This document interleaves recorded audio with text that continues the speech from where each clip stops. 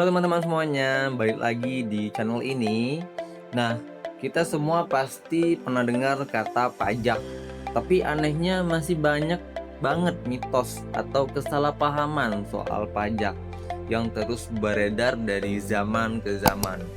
Ada yang bilang kalau belum kaya ngapain bayar pajak, atau nggak perlu lapor pajak lah gitu.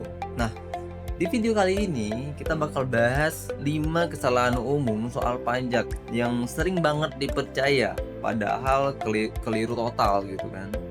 Nah, yuk kita luruskan bareng-bareng biar gak salah kaprah lagi, oke? Nah, ini salah satu mitos yang paling populer. Banyak yang mikir pajak itu cuma buat miliarder atau pengusaha besar. Padahal sistem pajak di Indonesia berlaku untuk semua warga yang punya penghasilan di atas batas tertentu. Artinya, kalau kamu kerja dan punya penghasilan tetap, kamu udah wajib lapor pajak meski nilainya kecil. Ingat, bayar pajak bukan cuma soal nominal, tapi soal kontribusi. Pajak dari semua lapisan masyarakat itulah yang bikin negara ini bisa berjalan, bisa lebih kondusif dalam ekonomi dan sebagainya.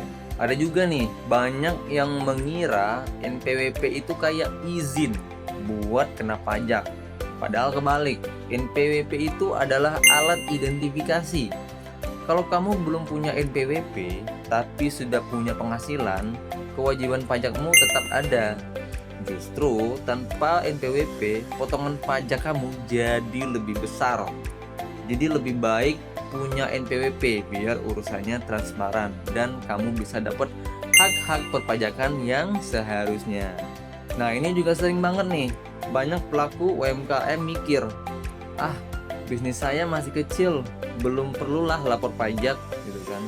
Padahal UMKM itu punya tarif pajak yang paling ringan. Bahkan ada insentif khusus dari pemerintah.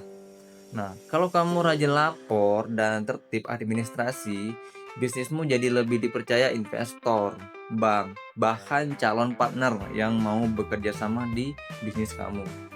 Jadi, sekecil apapun usaha kamu, lebih baik dibiasakan tertib sejak awal untuk bayar pajak, supaya nanti ketika berkembang kamu nggak kaget sama urusan pajak gitu.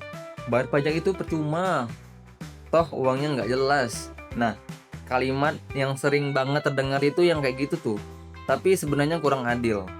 Memang kadang transparansi itu perlu ditingkatkan, tapi faktanya uang pajak dipakai buat banyak hal penting seperti subsidi pendidikan, kesehatan, infrastruktur, dan bantuan sosial.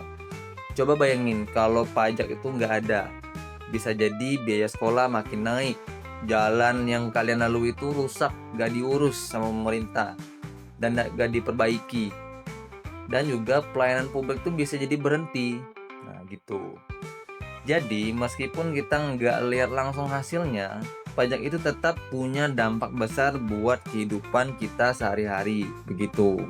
Nah, banyak yang ngerasa pajak itu urusan orang keuangan saja, padahal setiap orang bertanggung jawab atas pajaknya sendiri. Akuntan atau konsultan pajak itu cuma membantu kamu, bukan menanggung kewajiban kamu. Kalau kamu paham dasar pajak pribadi atau bisnis kamu sendiri, kamu bisa lebih tenang dan terhindar dari masalah hukum yang nggak perlu. Jadi masalahnya ini bukan soal siapa yang ngerjain, tapi gimana kita paham tanggung jawabnya.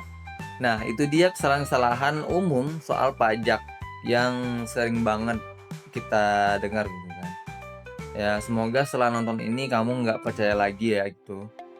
Jadi pajak tuh bukan hal yang menakutkan kok, asal kamu tahu aturannya dan ngerti tujuannya. Nah, kalau kamu mau belajar cara mengatur kewajiban pajak pribadi atau bisnis dengan simple, efisien, dan juga aman, kamu bisa konsultasi langsung di advisermu, gratis. Nah, juga kalau kamu suka video ini, suka penjelasan video ini, kamu bisa like, share video ini ke teman-teman kamu biar makin banyak orang yang tercerahkan soal pajak Dan jangan lupa untuk subscribe channel ini biar kamu dan teman-teman kamu bisa dapat insight bisnis dan keuangan lainnya. Jadi sampai ketemu di video berikutnya.